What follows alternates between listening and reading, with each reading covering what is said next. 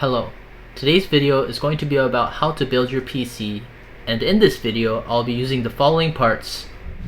For this video we'll be using an AMD Ryzen 9 3900X, an Arctic Liquid Freezer 2 240mm, an Asus ROG Strix X570E gaming motherboard, a G-Skill Ripjaws V 32GB with a speed of DDR4 3600, an ADATA XPG SX8200 Pro 1TB NVMe M.2, an NVIDIA GeForce RTX 2060 Super graphics card, a Be Quiet Pure based 500DX case, and finally the Cooler Master MWE Gold 550W 80+ gold. Before we build our PC, I would like for all of us to wash our hands, as the oils on our fingertips and our hand could hinder the performance of our CPU during the process of our installation of the CPU onto the motherboard. Once you're done washing your hands, you're going to get the following three items: your power supply unit, your motherboard, and your CPU. What you're going to do after you get these three items is you're going to get your power supply unit connected to the wall, and you're going to go ahead and turn it on. And what this is going to be is this is going to act as your ground unit, to where you can touch it to make sure that you have no static on your hands. So every few minutes you're just going to touch it like this, and then you can go ahead and move on to your PC building. When installing your CPU onto your motherboard, you want to check and find the pin right next to the CPU hatchet on the motherboard and push it down, sideways, and upward so that you can open the connection so that you can install your CPU onto your motherboard. Once you have done so, take the CPU out of its packaging. What you're going to check is on the bottom of the CPU, look at all four corners, and you'll see that on one corner you'll see a gold triangle on the bottom of your CPU. And what you're going to do is you're going to match that gold triangle with a black triangle that you'll see in one of the corners on your motherboard. So as you can see on the motherboard, you'll see four corners and one of them being marked with a little small triangle.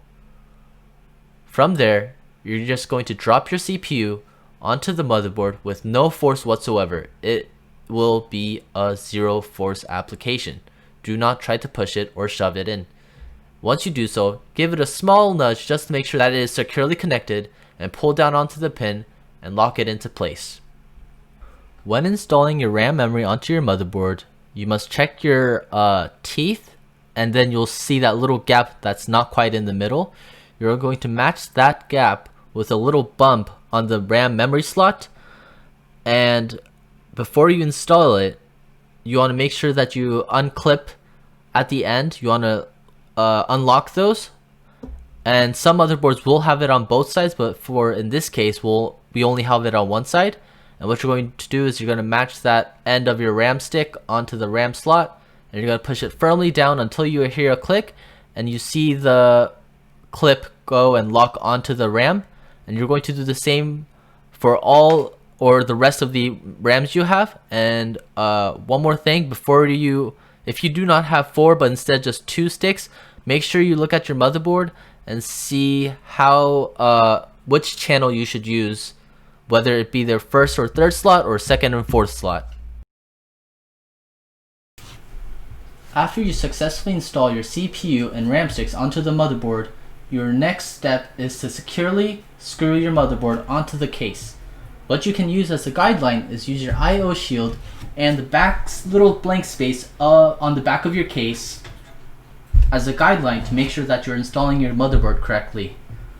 And with this, some of the motherboards, except for this one as an exception, some other motherboards have their AIO shield, this little plastic and metal plate right here, separate with their motherboard. So what you want to do before anything is put your AIO shield onto the case before you install your motherboard onto the case. Before putting your motherboard into the case, what I like to do is turn the case sideways so that it's easier to install your motherboard into the case without leaving any scratches due to the case being upright. So let's go ahead and do that, shall we? When handling the motherboard, make sure to not touch any of the electricals or the bottom part of the motherboard, but grab it on the side or on the AIO shield itself. Now, when installing your motherboard, make sure that the AIO shield matches the back part of the case and that the screw holes on the motherboard match the standoff screw holes on the case, as seen in the video.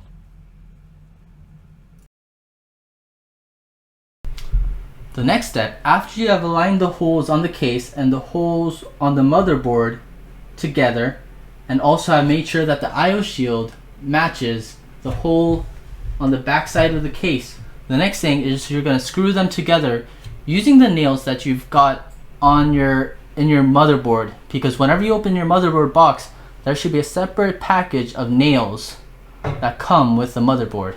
So let's go ahead and do it, shall we?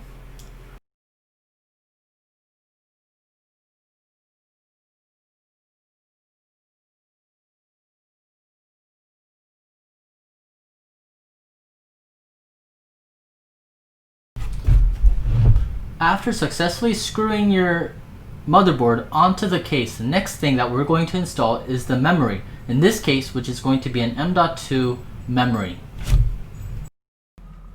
As I mentioned in the beginning of this video, I will only be showing how to install an M.2 SSD. So, with that note, when installing your M.2 SSD, it is very much similar to installing your own RAM sticks. Check the teeth on the M.2 SSD, check the gap on it, and check where the little bump is on the connector, and you'll match that teeth and the bump with the gap and the teeth and install it. And if you do it correctly, it should stand upright, not upright but at an angle, and what you do from there is you push it down and screw it into place. Once you do screw it into place, what you are going to do afterwards is to make sure you put back everything that you have removed from the motherboard back into place.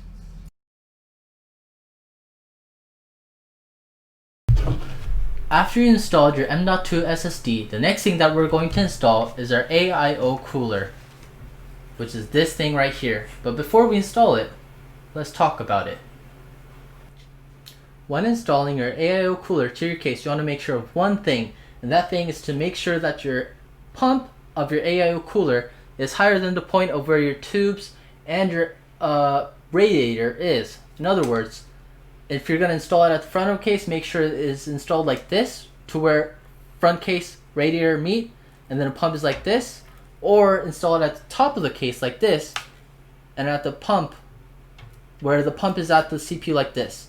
Do not have your radiator like this connected to the front, and while your pump is connected to the CPU like this, because there will be some air within this radiator, and if your radiator is like this, the air within this water will be right around where the tubes meet, meaning that there will be almost no water to circulate to the pump and back to the radiator, meaning that your CPU might over throttle in terms of temperature.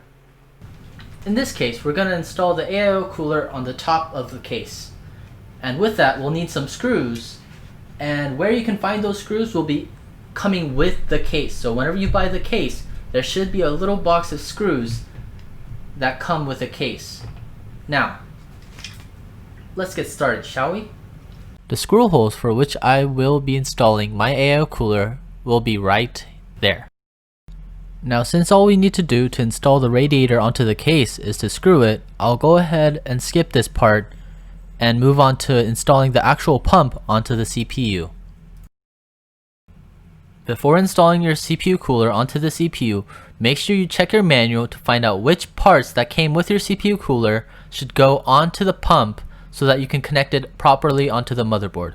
Once you do so, make sure you check and see if the CPU cooler has thermal paste pre-applied onto it. If not, as you can see, I'm applying thermal paste that came with the CPU cooler onto the CPU, and make sure that it isn't bigger than the size of a pea. Once you do so, install it and fasten it so that the CPU cooler is secured onto the motherboard and CPU.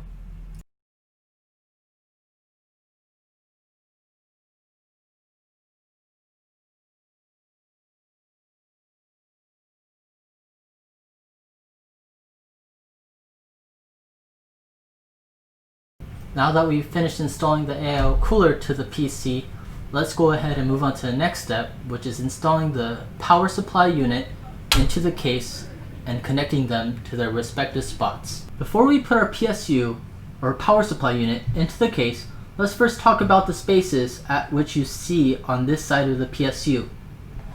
Before installing your PSU onto the case, let's first go over the cables, as we will need to know which cables go where on the motherboard. So, the categories are usually into 4 categories. It's either the IDE/SATA category, the CPU/PCIe category, the ATX 10P category, and the ATX 18P category. The ATX 10P and 18P provide power to the motherboard in order to power the components that are connected to it, which is the CPU, the graphics card, the M.2, etc., etc. So, the ATX 18P, as you can see here on the right side of the screen, will be connected to the right side of the motherboard that has the number 1 associated with it. And as for the ATX 10P, it will be connected to the top left side of the motherboard that also has the number 1 associated with it. For the IDE/SATA category, since we do not have any memory, such as the hardware drive or the SSD, we will not be needing those at all. We will be only focusing on the 3 categories, the ATX 10P and 18P, and the CPU/PCIe category. For the CPU/PCIe category, we'll be connecting our 1 GPU that we have, our graphics card. But before we connect our graphics card to the power supply, make sure you check how many pins or holes, if I were to talk a little bit easier, it has or it needs in order to connect with the PSU. Because some GPUs might have 8 pins and others GPUs might have 16 pins, as it requires more power in order to function. So, before we put our PSU into the case, let's first talk about where to put it or how to put it. And as you see on this, on most power supply units, or all of them, actually all of them, you'll see that they have fans on one side and no fan on the other side. This fan is going to be the intake for your power supply unit in order to cool itself down. And in most cases, you want your fan to be on the bottom, facing the bottom of the case. That way, it takes fresh air from the bottom of the case, and then exhales out through where the power switch is. And there are some cases that don't have a mesh on the bottom of the case for your fan. In that case, you'll have to put it upwards. But in most cases, you'll have a mesh on the bottom for your PSU unit. Another thing, if you're gonna have your PSU fan facing towards the bottom of the ground, you need to make sure that your PC is at least somewhat elevated, especially if you're going to put it down on a floor that is carpet. So make sure that if your PSU fan is on the bottom, to make sure that your PC is elevated enough for air to go through the PSU unit. So now that we know what the cables are and how to install it, let's go ahead and install it. First, take off the bracket by unscrewing it with your hands, then install the PSU by first having the cables go through, then the PSU with the fan facing down, then screw the bracket back onto the case and secure the PSU by getting the screws that came with the case onto the PSU.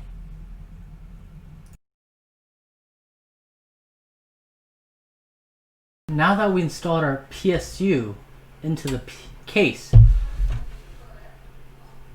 let's get into the fun part.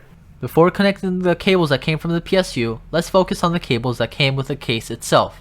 So, for the cables for this case, we have the CPU/chassis fan connectors, the addressable RGB header, the USB 3.2 Gen 2 front panel connector, the system panel connectors, the USB 3.2 Gen 1 front panel connectors, and the front panel audio connector.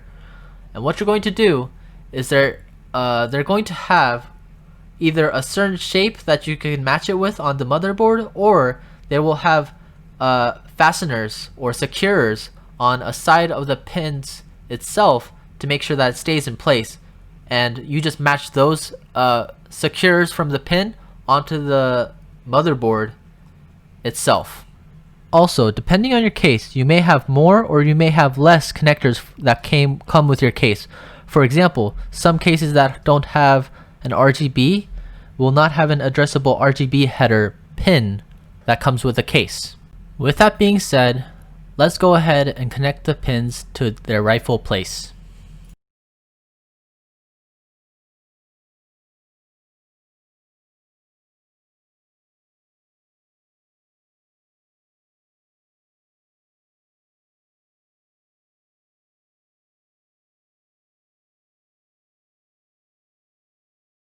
A few moments later. We have connected all the front panel connectors and the CPU fans and the AIO pump to its right spot, leaving one last connector, which is going to be for the GPU graphics card. Shall we get to it? When connecting your GPU to your motherboard and case, you want to make sure that you take off these brackets. But before that, you need to know how many brackets you need to take off before inserting your graphics card into the motherboard and connecting it to the case. So, as you can see here, as I take the graphics card out of its box, you'll see that it has these two stubs, 1, 2. That'll represent how many brackets we need to take out. So as you can see with these two stubs, it will take out 2 of the brackets. And usually whenever you take out the brackets, you'll see that there are a total of 7 brackets. What you want to do is you want to take out the second from the top and continue down, depending on how many brackets you need. So since we need 2 brackets, we're going to go ahead and take out the second and third from the top bracket.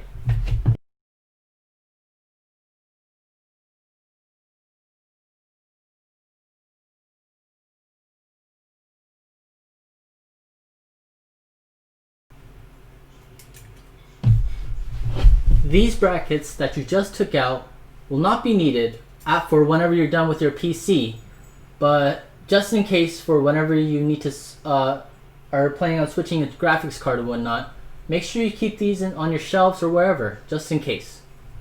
Now, the next thing we're going to do is go ahead and put the GPU into the case. Now, whenever you do that, you have to make sure to check your motherboard, but for most cases, the very top PCIe slot, this one right here. So if you see on this motherboard, there's 3 PCIe slots, 1, 2, and 3. You want to put your graphics card at the top one. And I say most graphics, most motherboards, but this is going to be for all motherboards. The top one is usually going to be the fastest. So let's go ahead and put it on the top. But remember, but before you put it in, make sure you take this stub here on the side and push it down. That way you can put your GPU in, and whenever you hear the click, it's just like the RAM sticks. You'll hear the click whenever you lock it, and that's whenever you know that you connected it to the motherboard. And also, make sure you line the 2 stubs that you saw from your graphics card to the 2 empty bracket slots that you just took out. Let's get started now, shall we?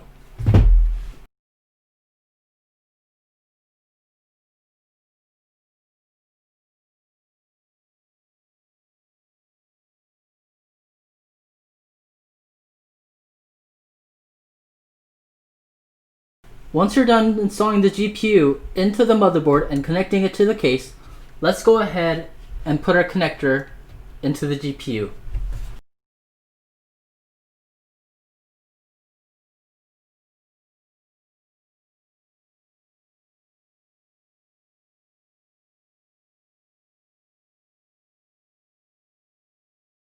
Let's go ahead and test and see if it works, which it should. And make sure before turning on your PC to have it connected to a monitor, whether it will be a HDMI port or through a display port. So let's go ahead and test to see if it works before we move on to our cable management. Turn it on, and boom. And if you wait to see, something should pop up on your computer monitor. So let's wait and see. Bam, right there. That's what you're trying to get, all the way to this screen right here. That means you finished your PC build, and now it's to installing your Windows. Now that we know that this turns on and functions properly, let's go ahead and move on to the cable management, shall we?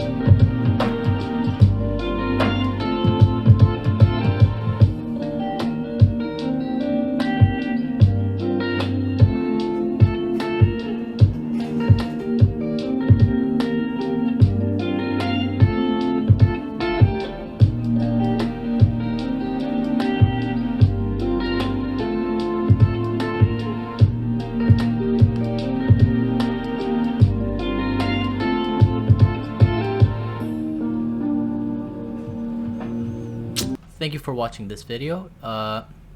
If you'd like to know how to install Windows onto your PC, that's in the there's a link in the descriptions down below for that. And also, if you want to buy Windows at a cheap price, it's also in the link down below. Which and I've been using that link to buy Windows for whenever I build a new PC, whether it's the PC that I'm using right now for 2+ years, or the PC build that I just built right now. So if you liked everything, please leave a like. You know, if you have anything to say, leave it in the comments. And if you'd also like to see me in live, then I'm also on Twitch doing a charity for until this corona is over, and we'll continue doing a charity. So that's it for today. Thank you for watching, and I'll see you all later.